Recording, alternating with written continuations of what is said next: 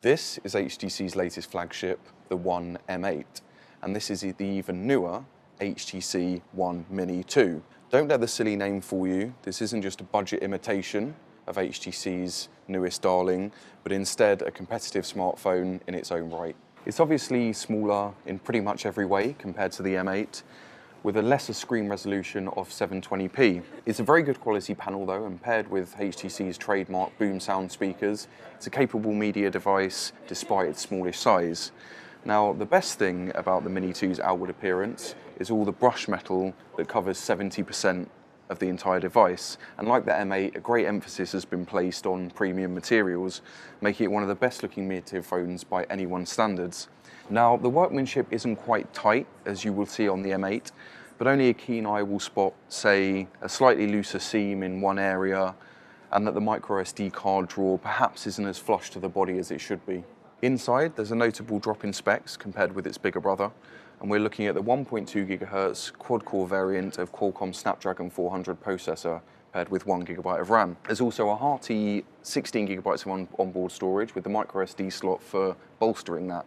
Now, I've reviewed a number of phones recently with the identical chipset and can say that my experience has been the same with the Mini 2. It dealt with every processor-intensive game I threw at it easily, so you can imagine it has no issue dealing with all the mundane tasks you use a phone for most often. You've also got all the mod cons, like an LTE radio and an NFC chip. The Mini 2 doesn't have the fancy ultra-pixel camera or secondary depth sensor of the One M8, but instead a 13 megapixel main camera. Interestingly, the 5 megapixel super selfie camera is the same across both devices. As you'd imagine, you get a nice amount of detail from a 13 megapixel image, but I have lots of gripes with shutter speeds, autofocus, and mediocre low-light performance to consider the camera anything but average. Software-wise, you get the latest version of Android 4.4.2 KitKat with HTC's good-looking, clean Sense 6 UI, which is one of the better manufacturer skins around. It's intuitive and has a bunch of features like extreme power-saving mode that you might actually find yourself using from time to time. There's no word on a North American release just yet, although I don't see why HTC would skip the region.